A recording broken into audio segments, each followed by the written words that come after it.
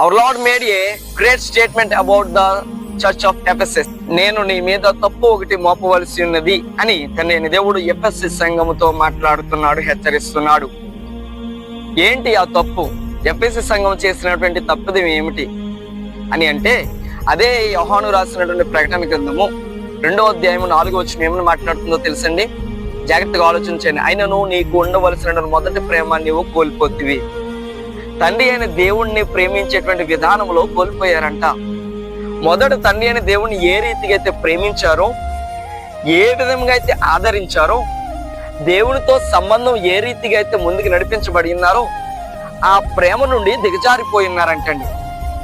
అంటే వీరు చేసిన క్రియలన్నీ తండ్రి అయిన దేవునికి తెలుసు, వీరు ప్రేమ ఏంటో దేవునికి తెలుసు, వీరి మాటలేంటో సమస్తము కూడా, వీరి సహవాసం ఏమిటో దేవునికి తెలుసు. అయితే మొదట ఉండినటువంటి ప్రేమ ఎఫెసస్ సంఘము దేవుని మీద నుండి కోల్పోయారంట. అందుకని తండ్రి దేవుడు మాట్లాడుతున్నాడు, నేను నీ మీద తప్పు ఒకటి మోపవలసి ఉన్నది.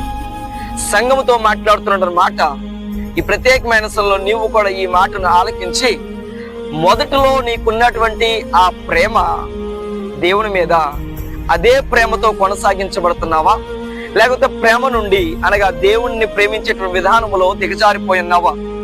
నువ్వు మారు మనసు పొందేటువంటి సమయంలో ఎంతో ఉత్సాహముగా ఉంటావు, బాప్తిసము తీసుకున్నటువంటి సమయంలో ఎంతో ఆనందముగా ఉంటావు. ప్రభు ప్రేమలో ముందుకు నడిపించబడుతూ, పరిచర్యలో పాల్గొంటూ, సువార్త కూటాల్లో పాల్గొంటూ, కృతజ్ఞతా కూటాలలో పాల్గొంటూ, సేవకునికి తోడుగా ఉంటూ ప్రతి విషయంలో ఎంతో సహకారిగా ఉన్నావేమో. అయితే దినదినము కొలది ఆ ఉన్నటువంటి అగ్నిలో నుండి నువ్వు చల్లారిపోయి ఉన్నావేమో, ఆ ప్రేమ నుండి దూరం అయిపోయావేమో, ప్రేమ చల్లారిపోయిందేమో. ఎఫెసస్ సంఘం వలె దేవుడు నీతోటే మాట్లాడుతున్నాడు.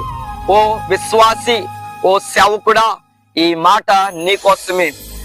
వాక్యము చేత విశ్వాసము కలిగి తండ్రి దేవుని మనం ప్రేమిద్దాం, దేవుని శక్తి కలిగి ముందుకు నడిపించబడదాం.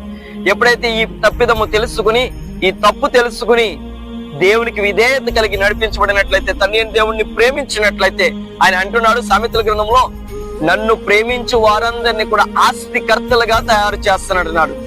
అవును, నిజమే కదా, ఆయన ఆస్తికర్తలుగా తయారు చేస్తున్నట్టున్నాడు. కానీ ఎఫెసస్ సంఘంతో ఆయన మాట్లాడుతున్న మాట ఏమిటంటే, నువ్వు ఈ తప్పు తెలుసుకుని నువ్వు మారు మనసు పొంది తిరిగి నా యొద్దకు వచ్చినట్లయితే నేను నీకు జీవ వృక్ష ఫలముని